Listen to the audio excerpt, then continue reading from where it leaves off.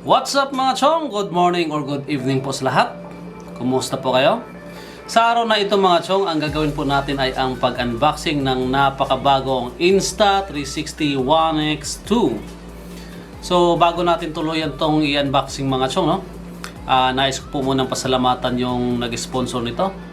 Walang iba kundi po yung napaka-supportive ko pong commander. Thank you so much, mahal.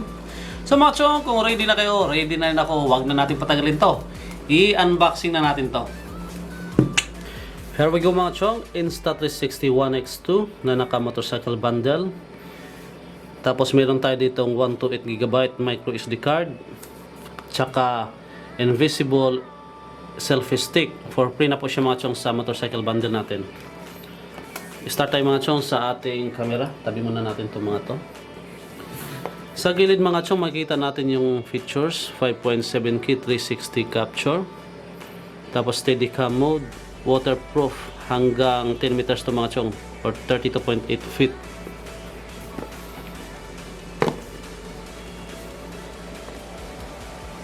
Wow! Pagbukas sa camera agad. Dalawa ang kanyang camera. Sa kanan mga chong, makikita natin ang power button. Tapos sa kaliwa may dalawang compartment. Ang sa taas ay kung saan tayo pwede mag-charge. Tapos ito namang sa baba ay ang kanyang battery. Yun. Tanggalin natin itong mga nakadikit.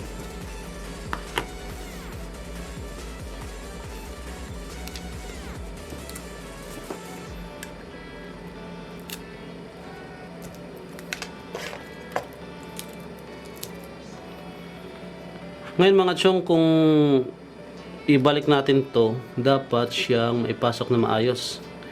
Dapat hindi litaw yung kulay orange. Para pag ginamit natin sa tubig ay hindi siya pasukin. Tapos dito sa loob mga chong, makikita natin yung compartment ng ating memory card.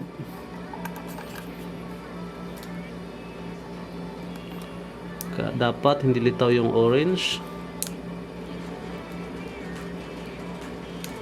Yon. Tapos dito tayo sa box kung anong meron dito.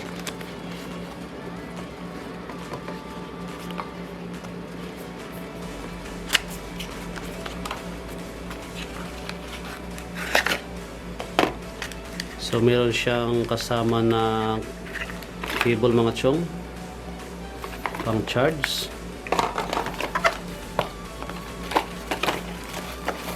Tapos ang kanyang quick guide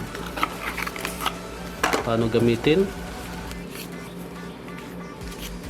quick start guide,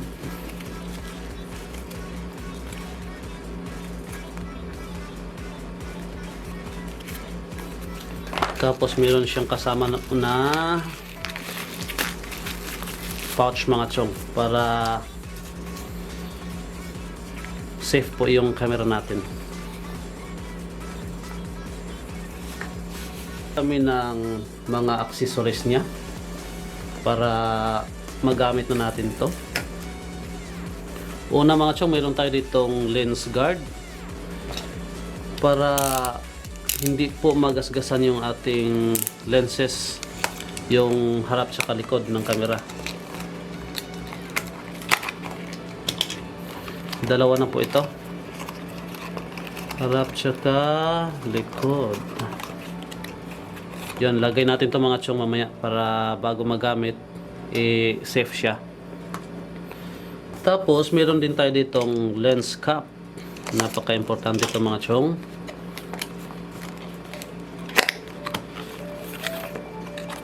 Yun.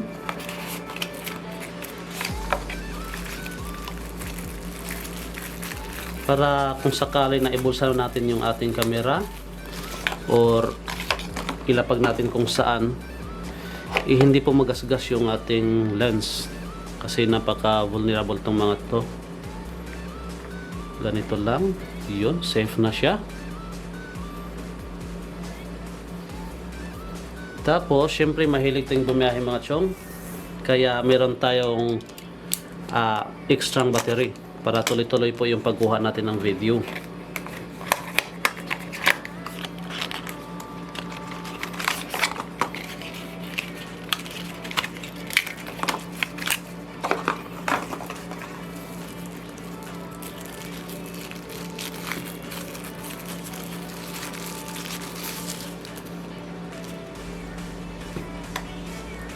Yun, may compartment pa talaga, may lagayan pa talaga yung extra natin battery.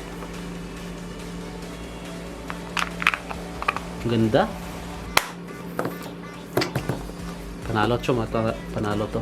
Tapos syempre, pag may extra tayong battery, meron tayong fast charge hub dito para yung lowbat natin na battery mai-charge agad natin para tuloy-tuloy yung biyahe. Kasamang cable, instruction kung paano gamitin. Tapos ito mga chong ay kaya siya sa tatlong battery na pwedeng isabay pag charge.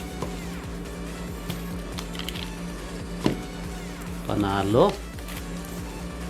At syempre mga chong, bumuli na rin po kami ng bullet time cord. Ito mga chong ay magagamit natin to sa ibang mga video na ating gagawin.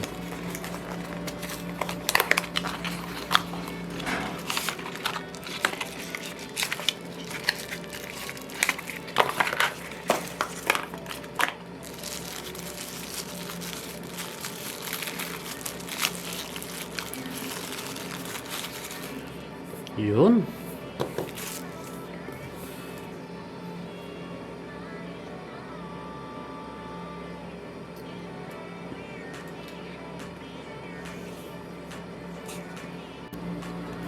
So ito po yung motorcycle mount natin mga chong.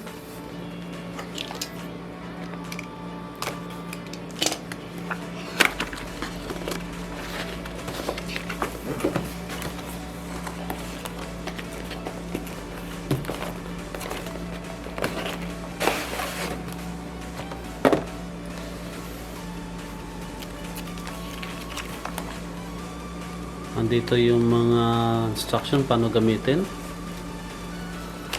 Tapos ito yung mga mount na ilagay natin sa motor mamaya para magamit na natin.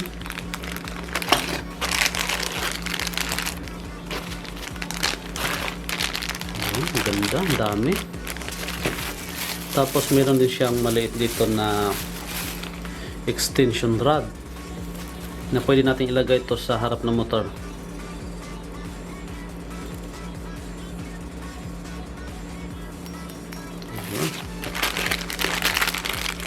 Ito siya, pwede sa manibela ng motor.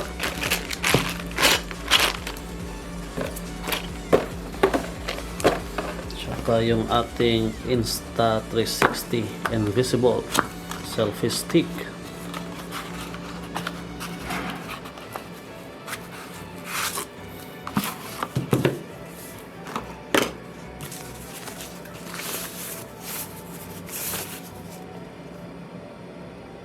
Yun, kaganda naman. Tapos ito, yan, napakahaba to.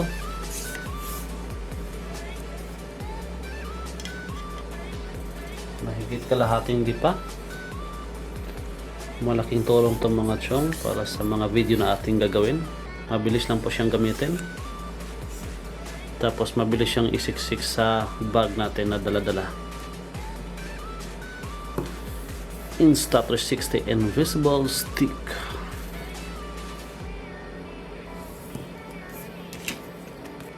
Tapos yung ating micro SD card, lagay natin to mamaya.